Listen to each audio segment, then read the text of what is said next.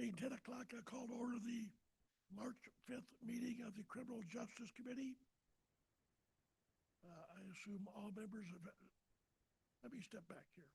Commissioner Ungst was unable to attend. He had a medical situation in the family.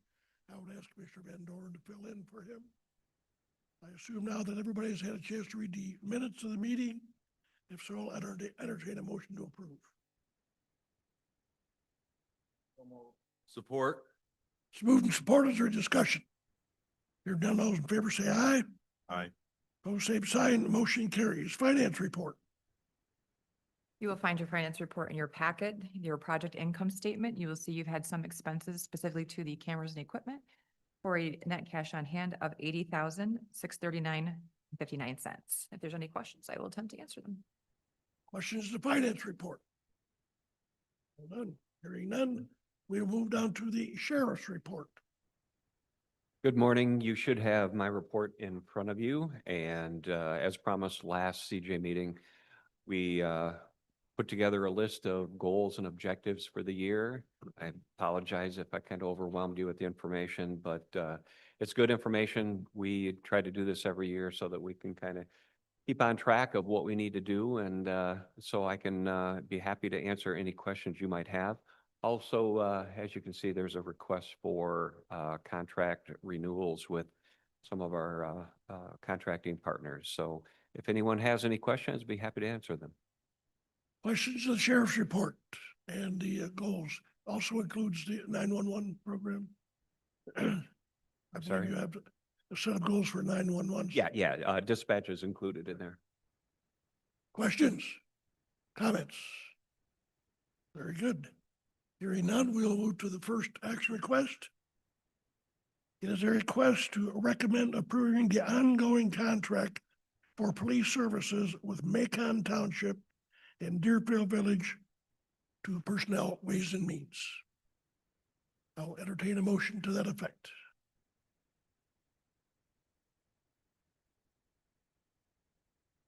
Support. It's moved and supported. Is there any discussion? Hearing none, all those in favor say aye. Aye. Opposed, same side. Motion carries. Second request. It is a request to recommend approval and signature of a contract with Hidden Lake Gardens for police services to Personnel Ways and Means. Do I have a motion? I so move. It's moved and supported. Is there any discussion? Thank you, Mr. Chairman. Sorry. Question for the sheriff. So, tell us about this. That was going to be my question. So this is a contract we had last year as well, and we started meeting with them and talking about their needs last year. And so this contract is a yearly contract that we do about this time, so that if anything comes up during the year, they have Hidden Lake Gardens has expanded a lot of the events that they do. And if you live in the area or travel through the area, you know that it can get very busy on M50 in the area of Hidden Lake Gardens. And what they found was they needed some assistance, mostly with traffic. And so what we do is we do this contract because this gives them the ability and us the ability to, if they called next week and said, we're doing this event for Mother's Day. We didn't do it last year and we expect a lot of people for this. Can we do a contract? We already have the contract in place. We don't have to jump through hoops to get this contract readily signed. So it's good throughout the year and it's good for whatever events that they contact us and want a contract, and we're able to provide that service. So it works well for them and it works well for us, and hopefully works well for the citizens that are traveling in the area, so that we're able to do traffic enforcement. Last thing we really want are volunteers from Hidden Lake Gardens out directing traffic on M50. That would not be a good thing. Mr. Krasny. Yes, thank you, Sheriff. I do remember one of the first questions I had on this board was seeing your presence there, and that was the answer you gave me then, and it's greatly appreciated. And it is a very busy road, and they do have some wonderful events there, and it's great for us to have a a presence there as so many people from all over the state come down to some wonderful events with MSU Extension there, and obviously they expanded with the ladder bridge and all that great stuff. So thanks for being active in Commissioner Van Dorn and my area. And I have one other question on that. So the marking of the road for passing and not passing in that area is handled from MDOT, but do you make recommendations to them? How would we get that changed? I don't know if you've ever noticed this, but if you're going eastbound through where the entrance to Hidden Lake Gardens is, that's a passing lane, and people pulling out of Hidden Lake Gardens that are going west don't normally look west because they're looking to the east to see if anybody's coming because it's an open lane to go right out there. If there's somebody passing, it's a head-on collision. Yeah, so we'd be happy to work with MDOT. We work with MDOT on a lot of different things. You know, when there's a light out in the area, 50 and 52, 12 and 50, we've been working with them on different things. So we'd be happy to work with MDOT. A lot of times our own road commission gets involved as well. So we'd be happy to work with them, and if the commissioner wants to get involved, and be happy to sit down with them and see if we can come up with a solution. Good, because that should be a double yellow line. I'd be happy to help out however I can help out. Commissioner Krasny. You were never recognized for this last question, and is that what you're campaigning for, is to get rid of a passing lane there? That's okay, duly noted. I know the guy that appoints these committee appointments. Isn't it the state police, not the state police, not MDOT? Or is it MDOT that? It's usually a combination of all of them. They'll bring in state police, they'll bring in us, they'll bring in anyone that has a kind of a stake in it to make sure that we're all at the table and, you know, doing what is best for the area, the people traveling and Hidden Lake Gardens. Well, I'd appreciate if you just take a look at it and see what your thoughts are, but that's my thoughts. Okay. Thank you. Sheriff, as I understand, this is effectively an open-end contract to the point that whenever they need the service, you respond to the service. Correct. Further questions, comments? Hearing none, we have a motion on the floor. All those in favor say aye. Aye. Move same sign, motion carries. Thank you. Sheriff, do you have anything else to offer? I'm all set. Any further questions of the sheriff? Very good. We will move now to a very busy office, the prosecutor's office. Do I understand final arguments are today? Closing arguments this morning, so it's a big day for us. Jackie hopefully will be here next month, but I think she's going to take a little time off after this.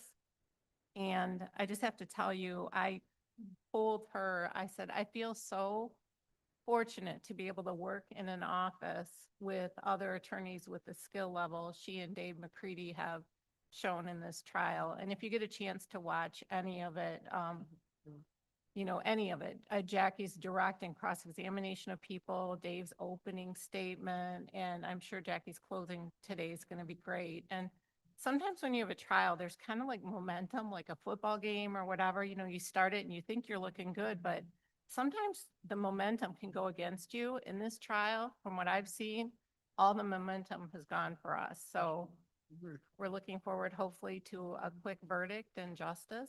And other than that, we're going to try to get back to normal, and I don't have anything else. Questions of the prosecutor's office?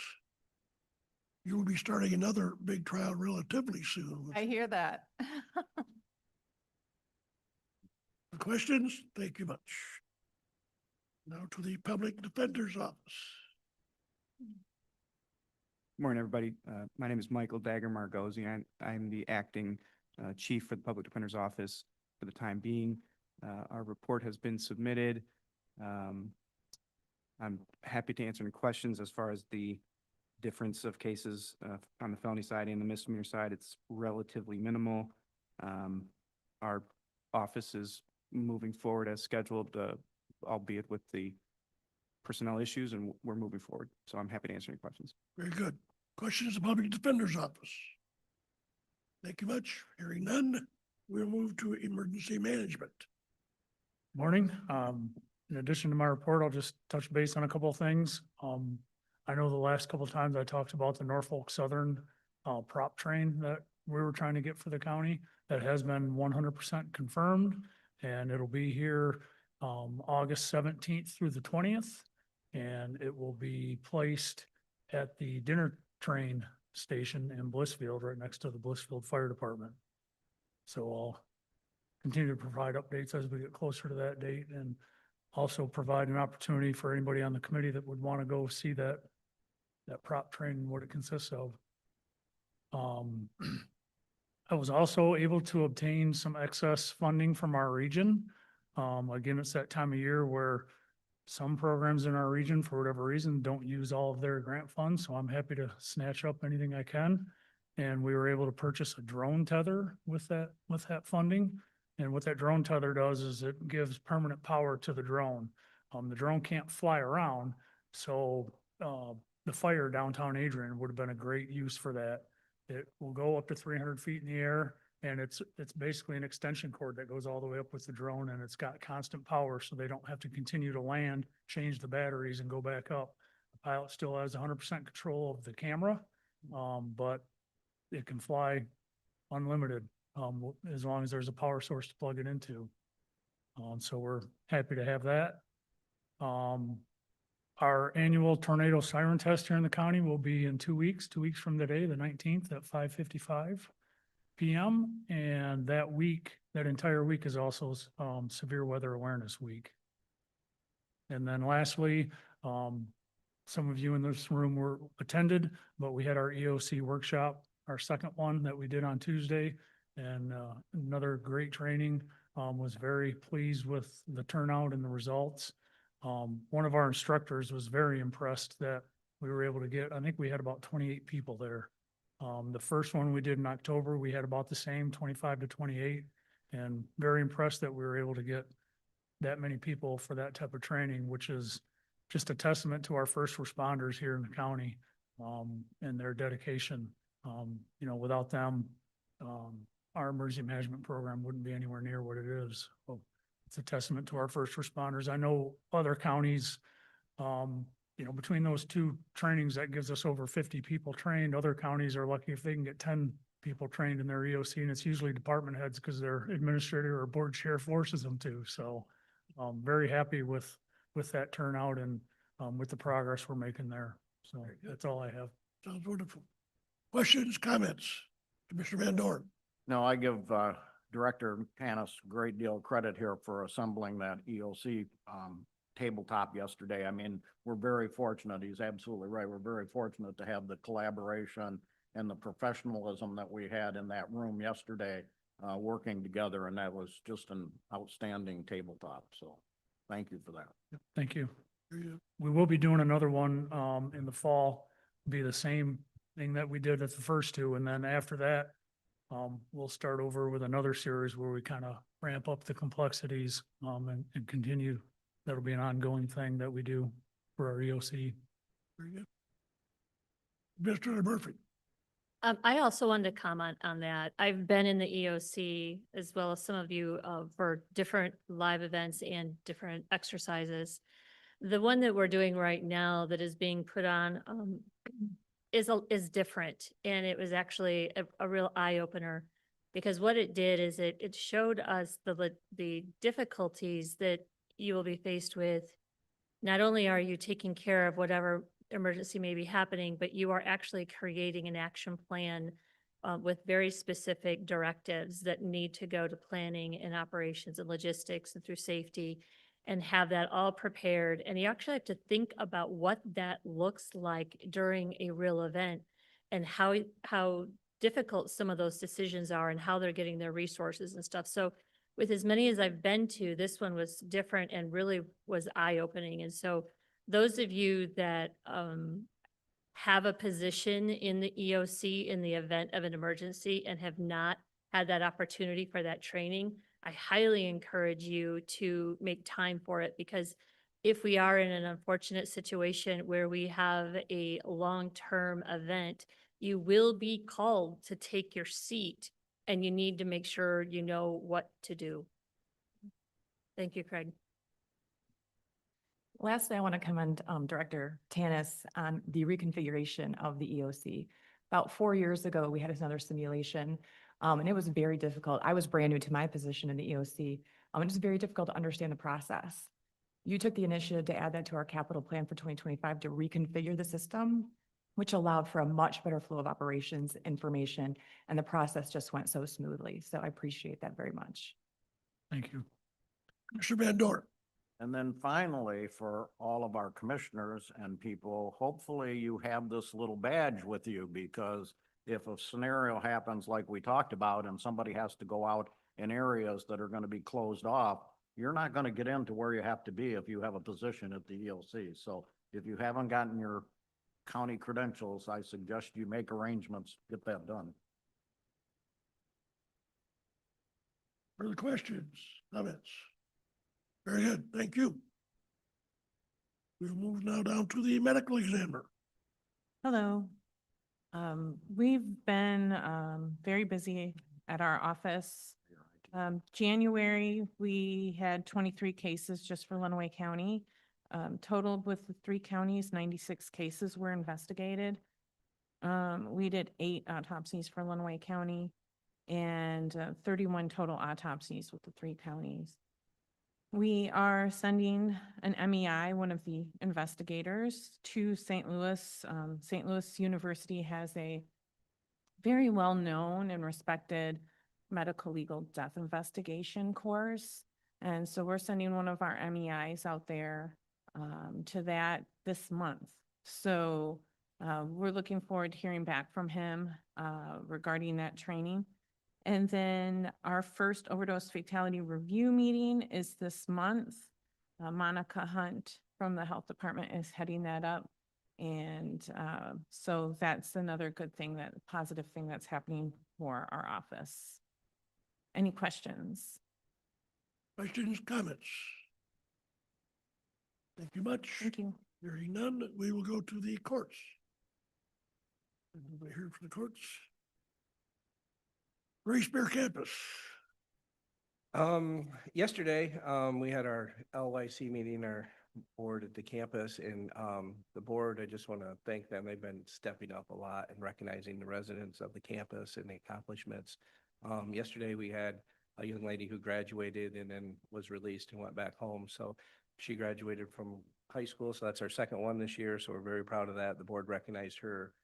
We had 2 other residents that haven't been at the campus very long, but have been exceeding well treatment-wise and as leaders. So the board recognized them as well at the meeting. And just real quick, Jim Miller, who is our recreation coordinator, we recognized him yesterday for 39 years of service, and he's retiring March 31st. So we're interviewing for a new gym teacher. So other than that, construction continues on old detention is scheduled for April 17th to be completed, and Granger feels that's right on track to be completed. So Questions, comments?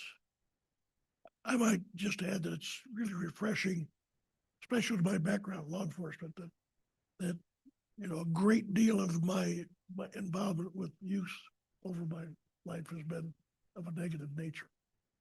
And being on the board is refreshing to see these young people who came in with some significant problems and a lot of challenges. And the campus staff have allowed them to overcome those barriers and overcome those and develop some self-esteem, which they probably didn't have before going there. So just kudos to the staff, because it's refreshing to hear that kind of stuff going on. Further questions, comments?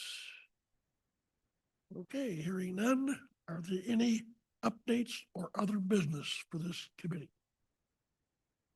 Any updates or other business for this committee? Last call, any updates, other business? Public comment? I'd make one quick one. It seems for specific reasons, department heads are quite busy right now at this time of the month, and I want to thank those of you who are here, coming from busy, difficult times in your particular department. One kind of called in on a quick spot, having to develop quick, so I want to thank you for what you've shown up for. Any other comments, criticisms, statements? Very good. Hearing none, I'll entertain a motion to adjourn. Work. Move support. Is there any discussion? Hearing none, those in favor say aye. Aye. Opposed, same sign.